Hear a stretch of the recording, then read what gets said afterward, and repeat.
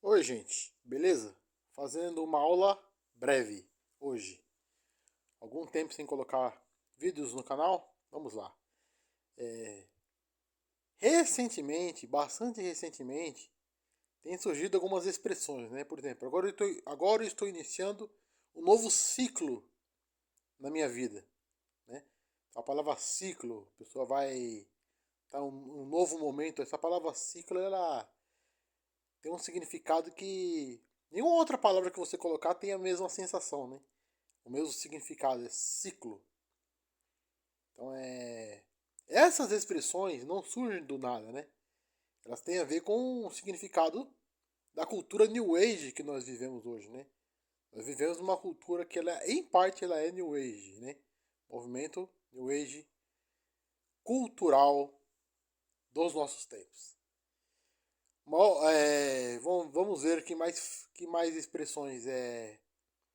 Uma das expressões que se utiliza é exatamente essa da qual iremos tratar no, na aula de hoje, né? Que é exatamente esta.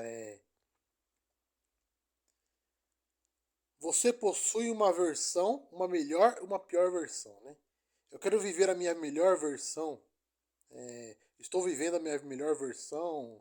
Então é como se fosse da seguinte modo. As pessoas têm um lado bom e um lado ruim. Quando elas vivem em suas vidas esse lado ruim, que vem como se fosse de um lado sombrio do ser humano, como fosse a sombra, né? A sombra de Jung.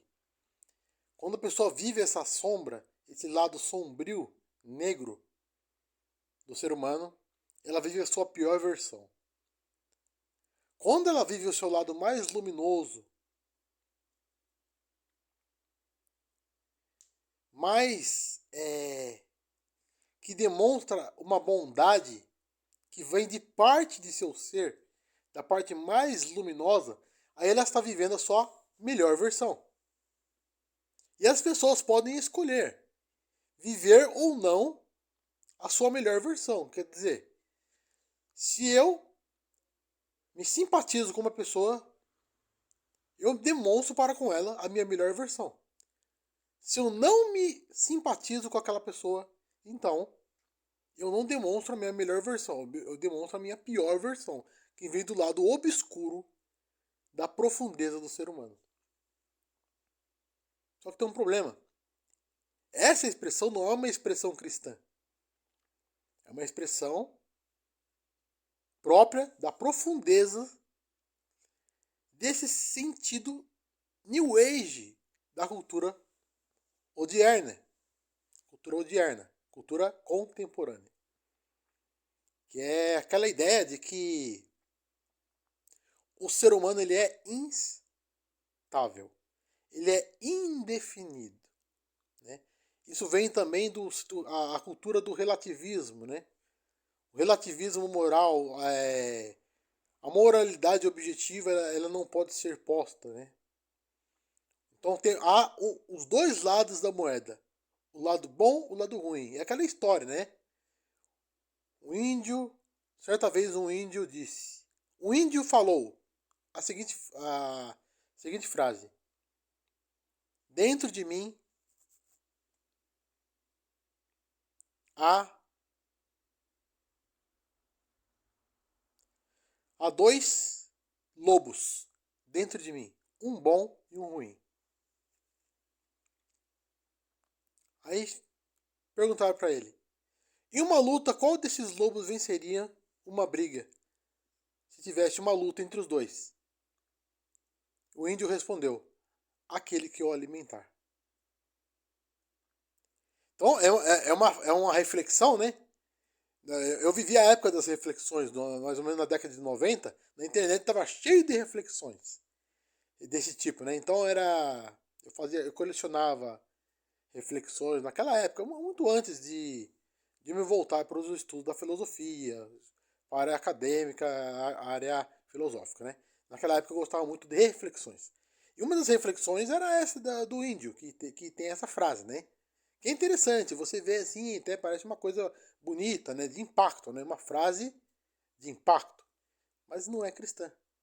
Não existe no cristianismo, no pensamento filosófico mais originário da cristandade, uma melhor e uma pior versão. Os dois lados da moeda.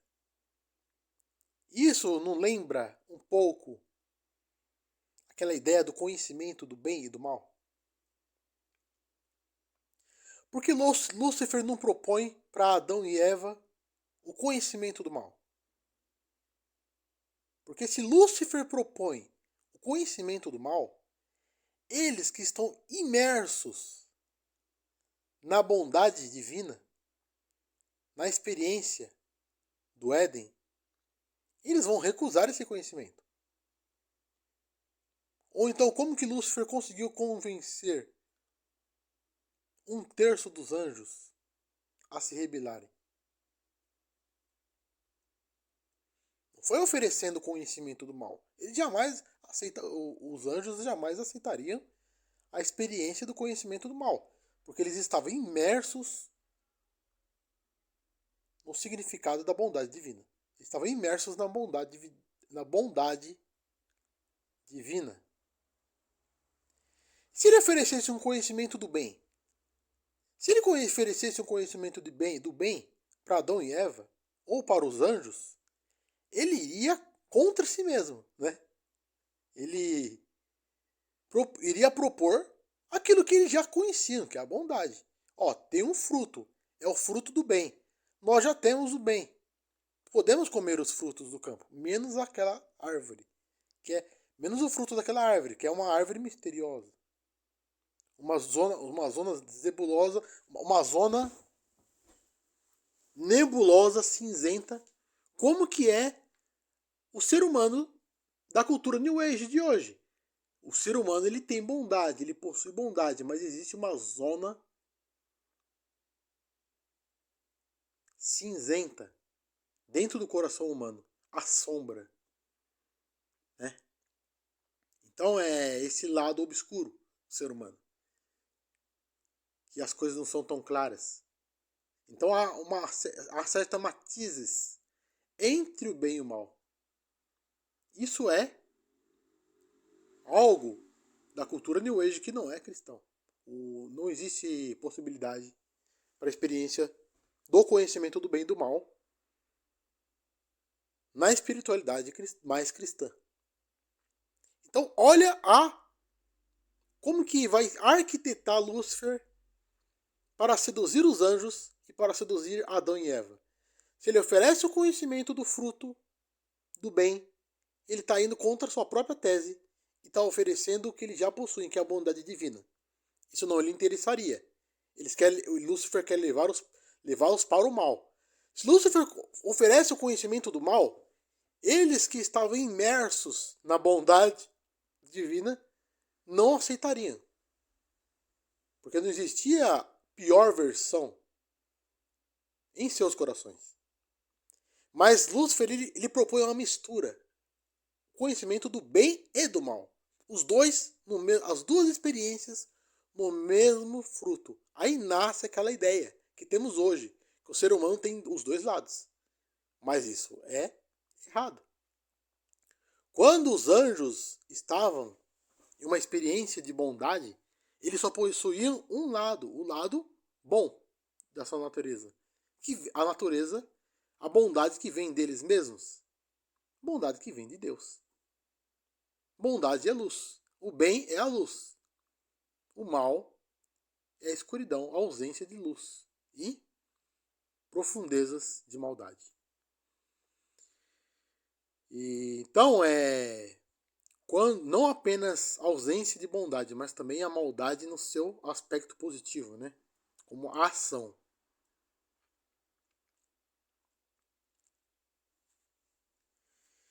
Então, dentro de uma experiência cristã, não há espaço para viver duas naturezas.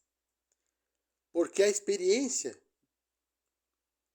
da ortodoxia cristã, a experiência teológica, a experiência filosófica cristã, ela aniquila tanto a natureza maligna, que é a natureza do mal, como a natureza cinzenta, que é a mistura do bem e do mal, arquitetada por Lúcifer.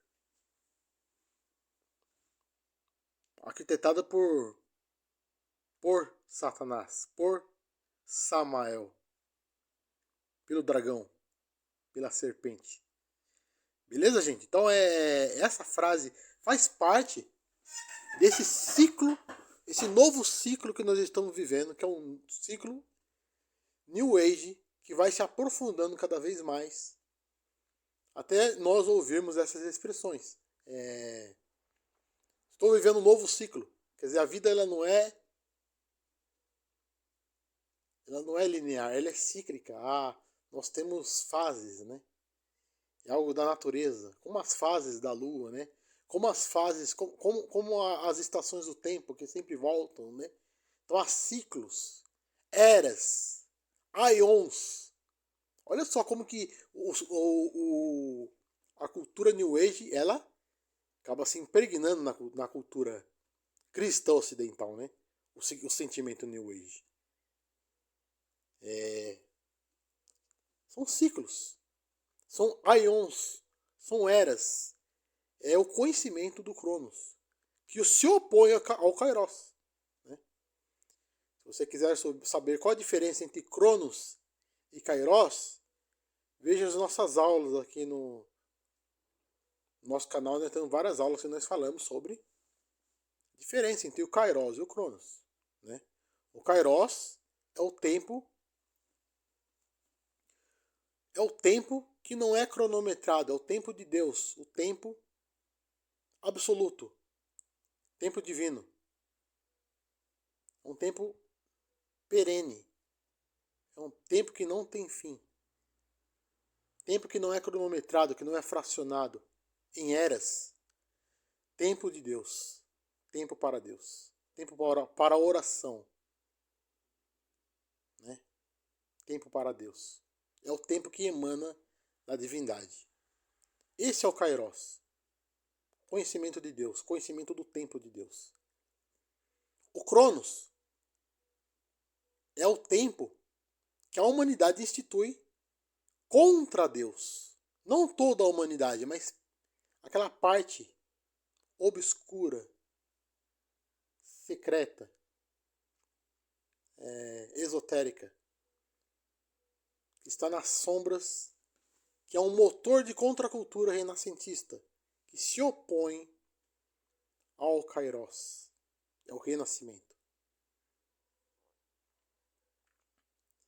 São eras que vão se afunilando até culminar na Grande Guerra, que será lá na parte mais para frente na escatologia. Quando chegará então finalmente os 7 anos, que é a última semana de Daniel. E na metade dessa semana, os 3 anos e meios. A segunda metade da semana, os 3 anos e meio, será a grande tribulação. Pela qual passa a igreja. A igreja passa pela grande tribulação. Como irá passar por todo esse período que antecede o final dos tempos escatológicos, que prenuncia a aurora, né? Não o crepúsculo. A aurora é o alvorecer de uma nova era, que não é a nova era do motor renascentista neoplatônico, mas o milênio que irá ser instaurada por Cristo. Essa é a aurora que o cristão espera. A aurora que vem de cima. A aurora instituída por Jesus. Que é a verdadeira estrela da manhã para o cristão. Corretamente? Correto? Então essa reflexão mostra como o nosso tempo ele está avançando em direção a uma cultura cada vez mais New Age. Há 10 anos atrás não se ouvia essas expressões. Estou vivendo um novo ciclo. Estou vivendo a minha melhor versão. Eu tenho a minha melhor versão e a minha pior versão. O cristão, uma vez que ele teve um encontro com Cristo, ele abandonou a zona cinzenta do mais ou menos, do meia boca, né? Do mais ou menos, o conhecimento do bem e do mal. E ele vive uma experiência de bondade onipresente na personalidade. Ele vive uma experiência de bondade onipresente na personalidade. Ele está embebido da experiência divina. Né? Na época de João da Cruz ele escreve coisas sobre o bem. Ele não fala sobre o mal. A experiência de João da Cruz é uma experiência luminosa. Mesmo quando ele fala sobre a noite escura, é uma experiência luminosa. Você lê os escritos do maior escritor da igreja. Agora, quando a gente vai para o século XXI, nós falamos do bem, mas nós falamos do mal também. Por quê? Porque se aproxima o embate, se aproxima o confronto. A nova ordem cada vez mais avança, né, na sua agenda, instituindo. Agora temos o Fórum Econômico Mundial. Temos a quarta revolução industrial. Temos a tecnologia 5G que será projetada para instituir cidades inteligentes. Né? Então será uma cultura do grande irmão, no qual o grande irmão ele possui um peso cada vez mais esmagador na sociedade. E essa sociedade ela não reage, ela não pensa, ela diz, estou vivendo a minha melhor versão. Eu possuo um lobo dentro de mim que é um lobo maligno e um lobo benigno. Quem vence a briga? Quem vence a luta? Aquele que é o alimentar. Então já não é mais uma cultura da bondade, é uma cultura que é mistura. A experiência cristã é uma experiência de deslumbramento, de iluminação. Isso está na própria base da espiritualidade cristã, da ortodoxia, que são as 3 idades, as 3 fases, os 3 estágios da vida de espiritualidade mística, que sempre foi buscada pela igreja. O primeiro estágio, a via purgativa. O segundo estágio, a via iluminativa. E o terceiro estágio, a via unitiva. Beleza, gente? Então é isso. Deixando uma reflexão rápida hoje. E pensando, né? O que é essa experiência cristã que aniquila a zona cinzenta do bem e do mal que é oferecida no jardim? Ela agora está voltando-se para Cristo. Está voltando-se para a luz. Voltando-se para uma experiência luminosa, uma experiência de deslumbramento, uma experiência de descanso no meio das provações. Como descansar na segunda-feira, nos desafios de encontrar as experiências mais sombrias do pensamento humano. Não do pensamento humano, da vivência humana. Como viver na segunda-feira? Vivendo no meio das experiências mais sombrias do comportamento humano, de maneira sóbria, equilibrada, cristã, luminosa. Não vivendo a melhor versão, mas a única versão, que é a via luminosa. Está no próprio nome, via iluminativa. Né? As 3 vias, a via purgativa, via iluminativa e via unitiva, que é a via de João da Cruz. Todos devemos buscar essa união com o amado que se dá no matrimônio espiritual. Voltar-se para os grandes textos, voltar-se para os grandes tratados de João da Cruz. As 4 grandes obras de João da Cruz. Os 4 grandes tratados. Noite Escura. O primeiro não é Noite Escura. O primeiro é Subida do Monte Carmelo. Depois o segundo tratado, Noite Escura. Terceiro tratado, Chama Viva de Amor. Não, eu confundi tudo. Vamos começar do começo. O primeiro grande tratado de João da Cruz. Subida do Monte Carmelo. Segundo grande tratado de João da Cruz. Noite Escura. Terceiro grande tratado. Cântico Espiritual. E o quarto grande tratado. Chama Viva de Amor. Lembrando que as obras completas de João da Cruz estão disponíveis em língua portuguesa. Que privilégio. Quantas obras? Você tem uma ideia. Se a gente for um pouco mais pro lado da New Age, né? Do lado do New Age, não existe uma tradução completa das obras de Plotino. Das Enéidas de Plotino. Nós não temos uma tradução séria, uma tradução profissional acadêmica, a partir do grego, completa das obras de Aristóteles. Nós não temos uma tradução diretamente do grego, feita por profissionais da área acadêmica, da obra de Platão. Não temos de Aristóteles, não temos de Platão, não temos de Plotino. Você tem uma ideia. São traduções parciais. Né? E no caso de João da Cruz, nós temos a obra toda, a obra completa de João da Cruz, em português. Isso é um privilégio. Nós temos em obra, na língua portuguesa, uma obra tão importante para a igreja. Como que na minha opinião, a obra são as obras mais importantes da igreja. As obras completas de João da Cruz.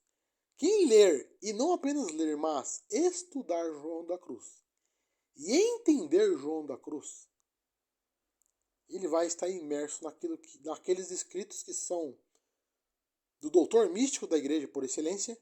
Ele estará vivendo a possibilidade de entender o que é esse caminho que é proposto. Né? O que é a união? O que é o matrimônio espiritual? Viver para o matrimônio.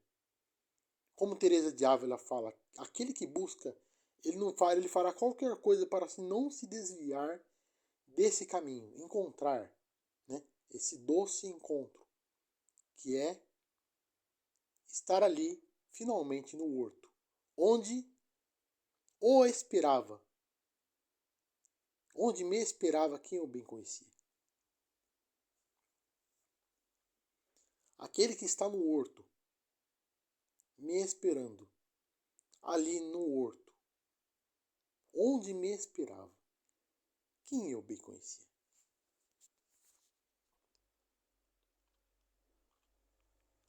A vida mística. Buscar a vida mística passando ao largo do neoplatonismo. Não buscar experiência neoplatônica de espiritualidade. A experiência, por exemplo, de Mestre Eckhart, por exemplo. Não buscar a profundidade mística alemã, que é uma experiência que está lá na própria Rosa Cruz, né?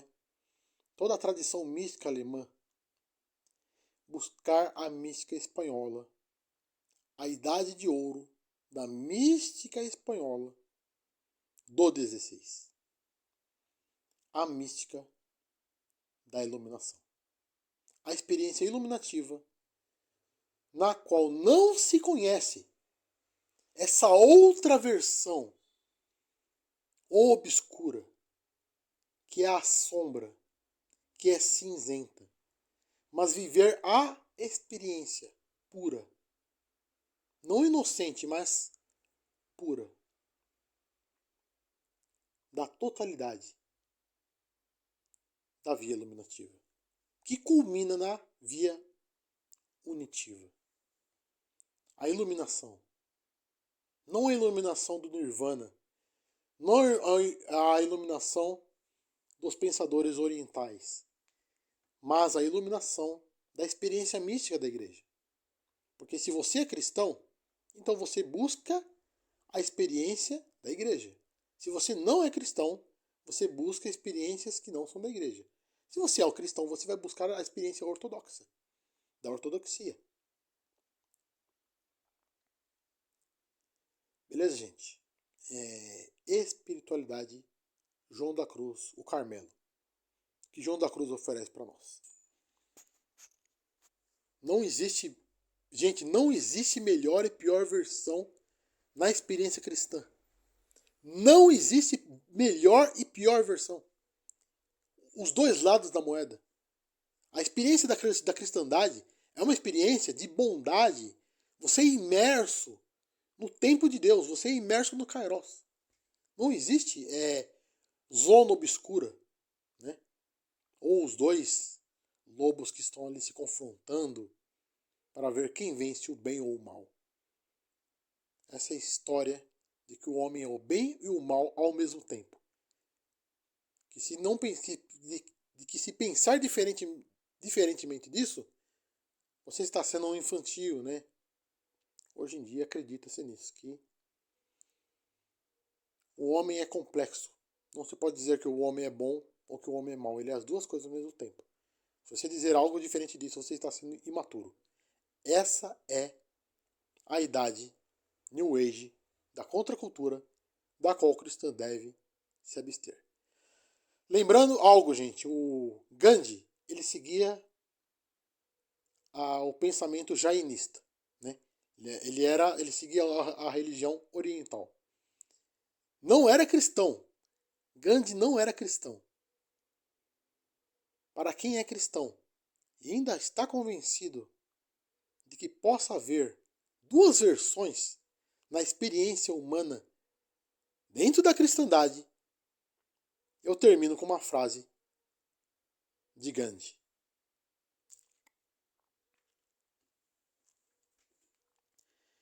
Bastante cristã a frase que ele coloca pra gente. A minha vida é um todo indivisível e todos os meus atos convergem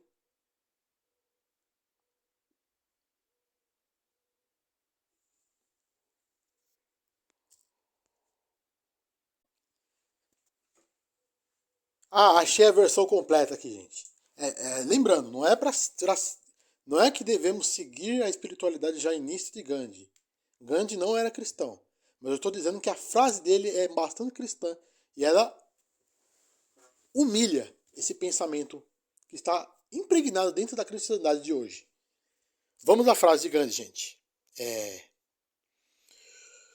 Um homem não pode fazer o certo numa área da vida enquanto está ocupado em fazer o errado em outra. A minha vida é um todo indivisível e todos os meus atos convergem uns nos outros. E todos eles nascem do insaciável amor que tenho para com toda a humanidade. Para com toda a humanidade.